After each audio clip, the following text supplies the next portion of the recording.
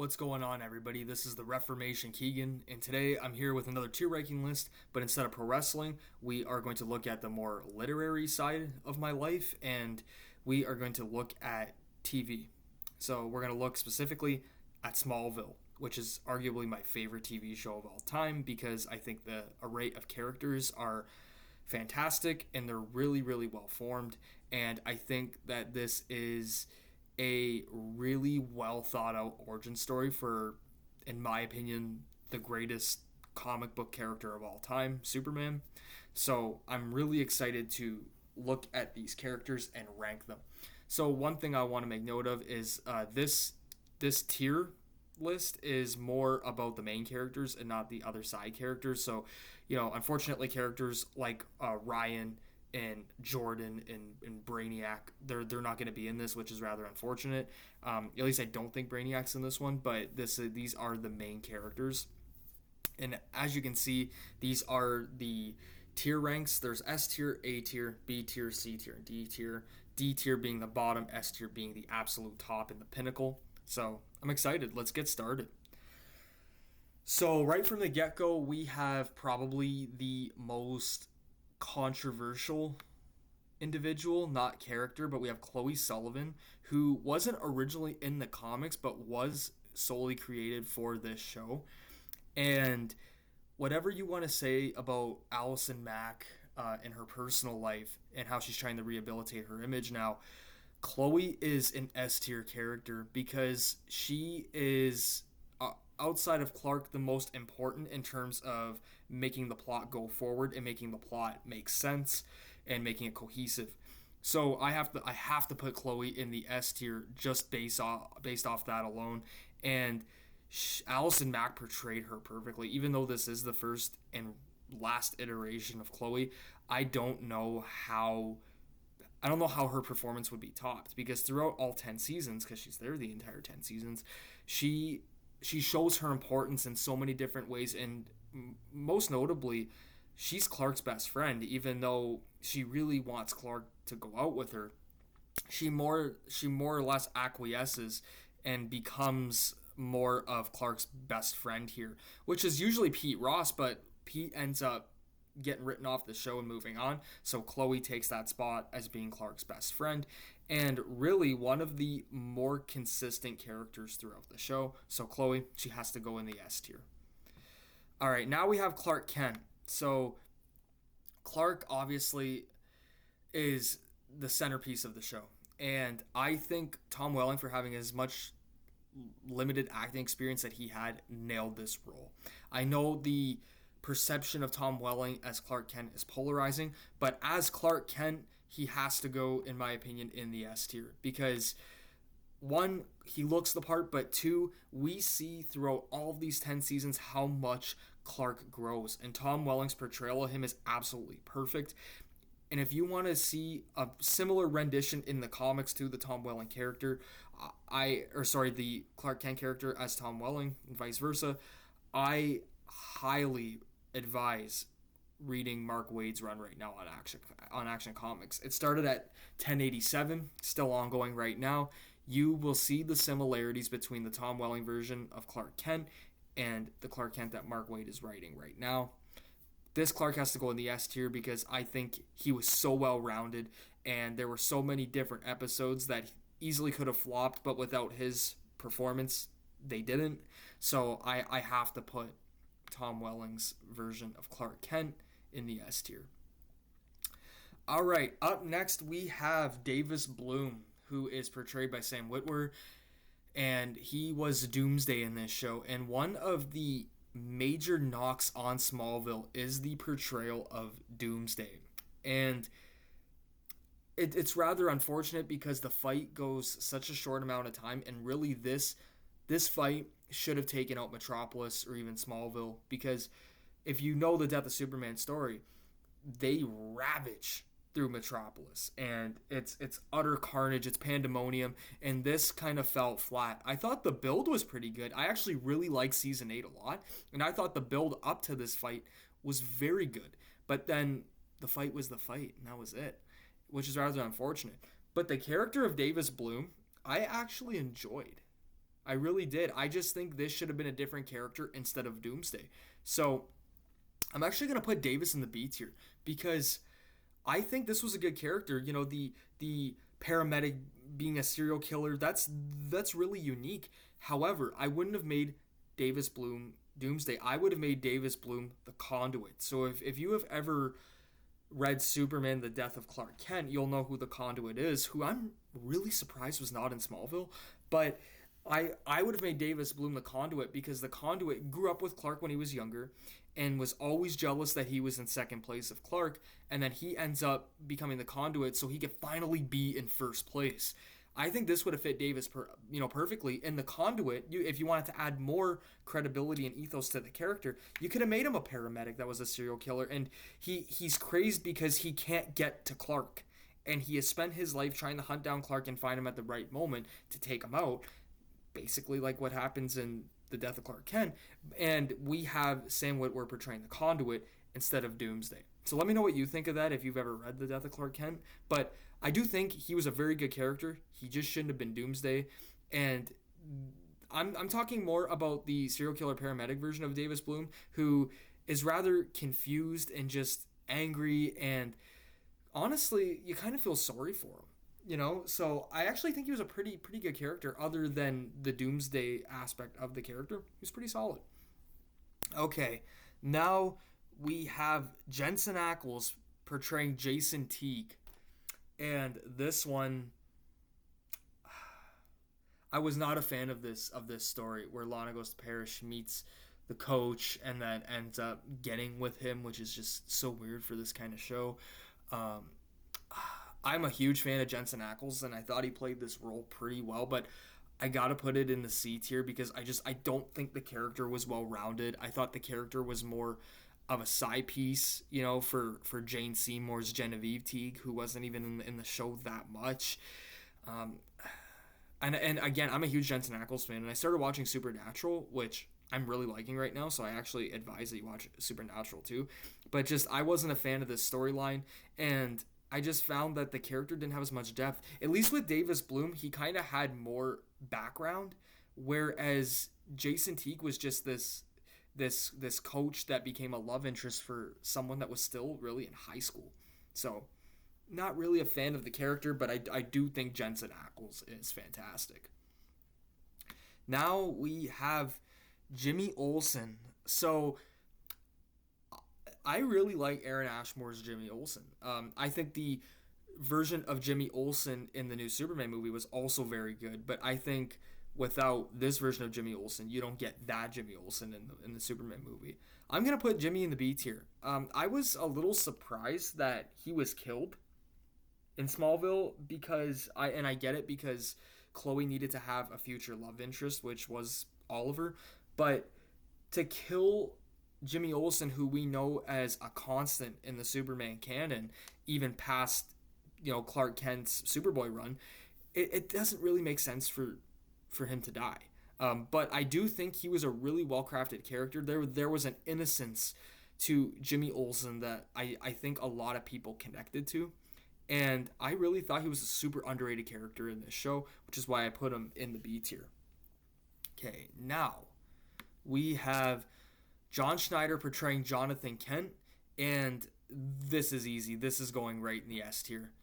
And it's going in the S tier because Jonathan Kent is, in my opinion, the backbone of Smallville. Kind of like how Chloe is, but without Jonathan Kent, we do not get the Clark Kent that we know later on in Smallville.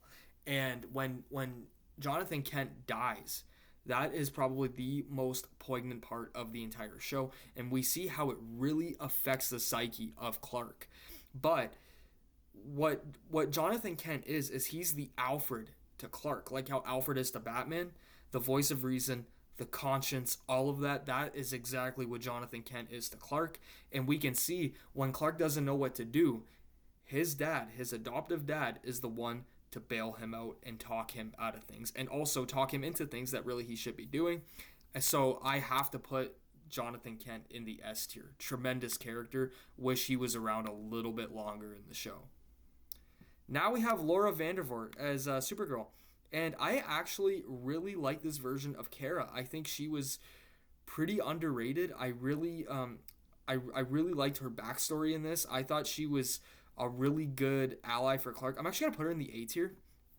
She's probably my favorite Supergirl to date, which says a lot because there's been some good Supergirls. But I do think the Laura Vandervoort version of Supergirl is really, really good. And she also, again, has this sturdiness to her character that I think really it really aligns with the Kryptonian way of life, but also shows how someone can adapt to Earth in a really strong manner too. And we can see this in the Superman Adventures, where that version of Kara is very similar to this one in my opinion, where she comes to Earth and she has to adapt, but she actually does it decently well. So I really like this version of Kara. A tier for me.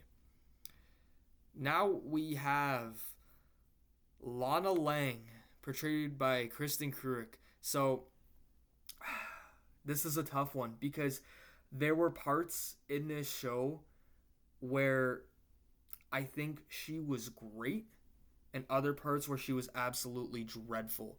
And again, this is hard because of the timeline, because once Clark ends up graduating high school and going to the Daily Planet, I think the story with Lana pretty much ends, and you can bring her in here and there, but the main storyline with her ends. And this went way too long. Like, she was in here to like season 7, and in my opinion, I would have written her off after about season 4, because I think you could have scrapped a lot of the stuff with the Jason Teague Lana love angle, and you could have just taken what you were doing with Lana in season 5 with Clark and put that in season 4. This is a really tough one because I think from seasons 1 to 3, I'd put her in the S tier. But after that, she'd be in the C and D category because I found the love triangle with Lex absolutely not needed. She got pretty insufferable as a character, which I get as a part of the character, but at the same time, she almost had a go away mentality, and you don't want that in your show. And I remember after even season 4 thinking like, can we just get rid of her at this point?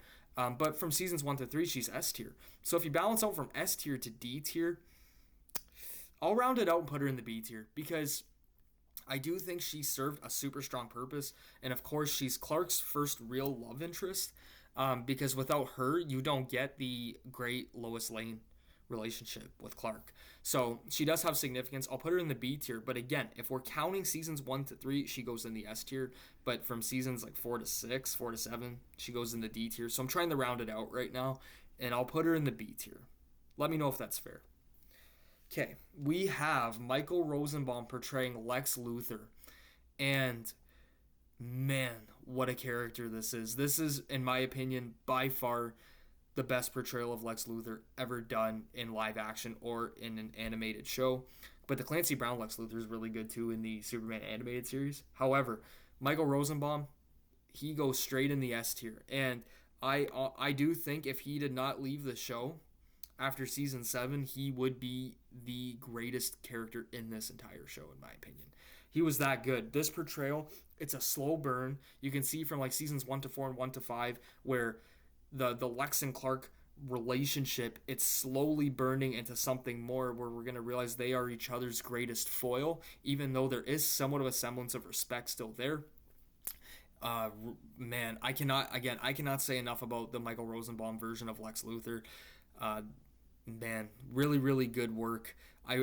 I'm surprised that he didn't get more following Smallville after this, because his performance throughout the entire series and throughout the years, I don't think it'll ever be followed. And I know a lot of people have discussed the Nick Holt version of Lex Luthor as the best, and everyone's entitled to their opinion. Nick Holt was a great Lex Luthor, and that's what the Michael Rosenbaum version of Lex Luthor would have became years later had Smallville continued. But we have to remember, Nick Holt was coached by Michael Rosenbaum, and Michael Rosenbaum's Lex Luthor ran so Nick Holt's version could walk, which is why I also put Michael Rosenbaum's characterization of Lex Luthor in the S tier. It's absolutely unbeatable, and I haven't seen a better one since. Now we have John Glover as Lionel Luthor, and yeah, this is a great character, also created for the show, but again, without this version of the Luthor family, we do not get the Michael Rosenbaum version of Lex Luthor to its greatest ability. Lionel Luthor, to me, absolutely goes in the S tier. He was incredible. The perfect portrayal of a master manipulator. And to see the way that he treated Lex in Lex's childhood and how he created the Lex that we see today tells you all you need to know, not just about parenting, but about how great writing is done. And the people putting Smallville together really crafted this story well. It made you feel sympathy for Lex when he was younger, but you also realize now it was his dad that created the person that we see today. John Glover as Lionel Luthor, 10 out of 10. Okay, now we have more characters to get through. Okay, we have Erica Durance as Lois Lane. So, again, by far the greatest Lois Lane of all time. The Rachel Brosnahan version in the new Superman movie, also fantastic. But again, I think Erica Durance ran so Rachel Brosnahan could walk. And this version of Lois Lane, absolutely in the S tier. And it's funny because Smallville jumped the gun of adding Lois Lane early into the mythos of Clark, but it panned out so well because, again, what Smallville did super, super well was creating slow burn stories. We saw it with Clark and Lex. We saw it with Lex and Lionel. Really good stuff. But the biggest one is Clark and Lois. And we can see from Lois's first appearance in the first episode of season 4 that these two were made for each other. You could tell by the way that they interact with each other, the way they look at each other, the way that they kind of side-eye each other, the way they smile at each other. You knew it was going to happen. So Lana was kind of put on the back burner. Lois became the number one for Clark, and it worked so well because when Lois found out that Clark was the Blur, that to me is one of the greatest reveals in TV history, in my opinion. And even in comics, if you put that in comics, that would be one of the greatest reveals in comic history.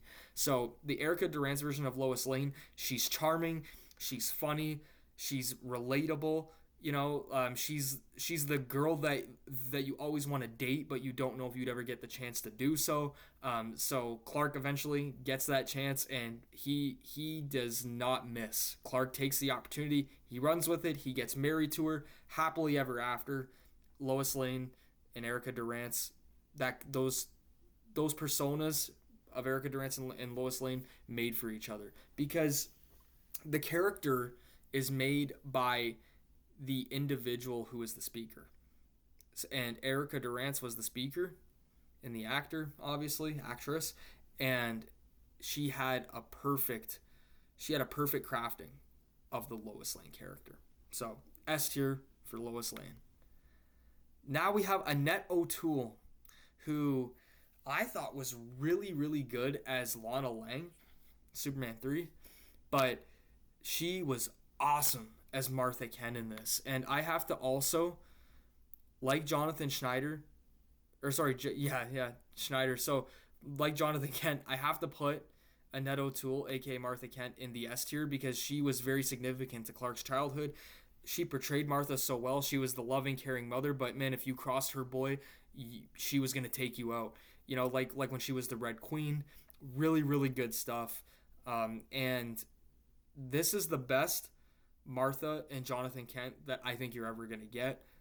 The pairing is absolutely incredible. You can't have one without the other. And you can see how even after Jonathan Kent passes away, how it also affects Martha. And Martha takes over in a lot of ways of being Clark's muse. And she does a great job at it. So again, Martha, S tier. Okay, so who do we have now? We have Justin Hartley as the Green Arrow. Oh, man. Wow, this was a great character. I really like this interpretation of the Green Arrow. I think from what I heard originally, it was supposed to be Bruce Wayne, but for some reason they couldn't get him. They couldn't get the character, so they chose the Green Arrow. And I've watched Arrow with Stephen Amell, and I've watched Smallville. They're two of the top portrayals ever, whether it's in comics or live action or not, of the Green Arrow. Justin Hartley is the Green Arrow. This might be unpopular. he's going in the S tier because I think this was a really, really good character. He added so much to the later seasons from season 6 to 10 of this show, and I think without him, the show would have faltered quite a bit because he became an anchor along with Clark, and I think he was given some really good stories in this show. He was Clark's best man. He was the one that bailed Clark out of a lot of situations. He was somebody who lost himself in a lot of ways, but then found himself on the better side of things. This is a really good portrayal of the Green Arrow. Actually, I love Stephen Amell, but Justin Hartley's might be my favorite. I don't know. But again, S tier. There's so many good characters in this show, and if you've never watched Smallville, I highly advise doing so.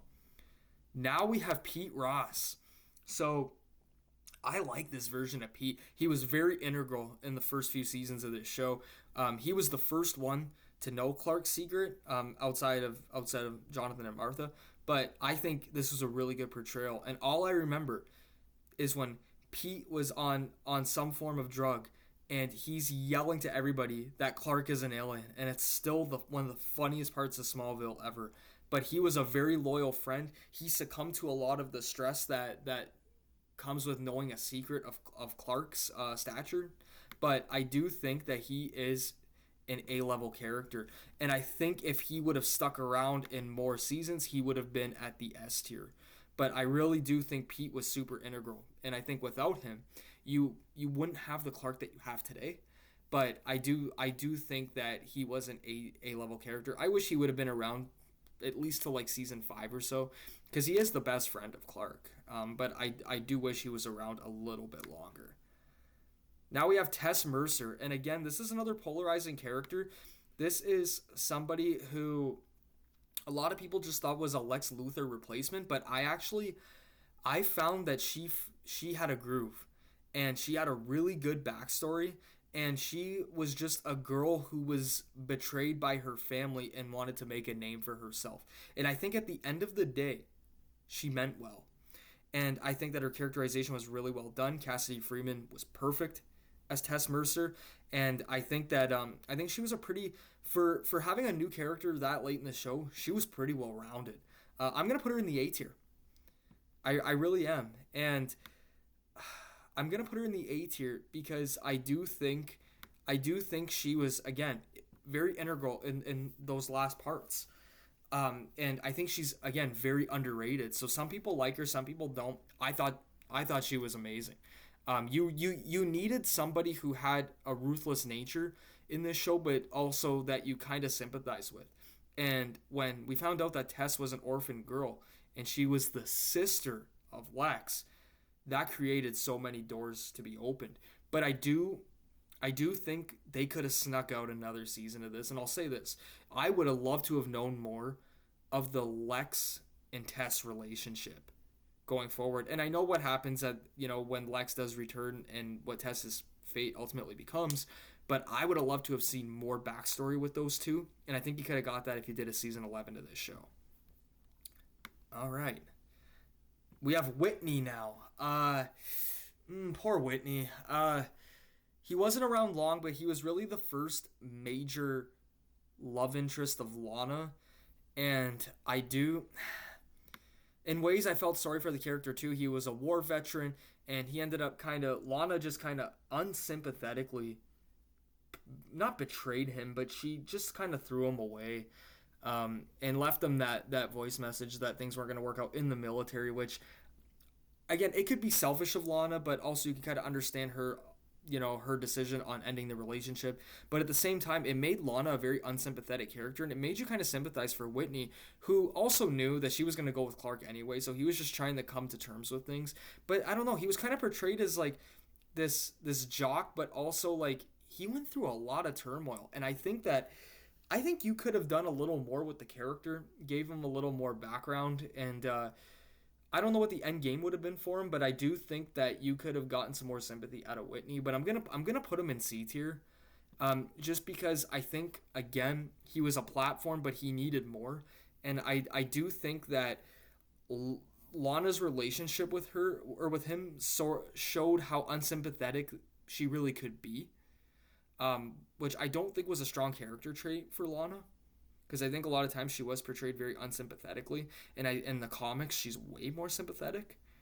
So I had a couple of plot holes with Lana in this show, which still leaves her at B tier. But again, if you want to put her in S tier, I totally understand why. All right, now we have Callum Blue portraying General Zod, and wow, this was a great portrayal. I'm gonna put, I'm gonna put Callum Blue as General Zod.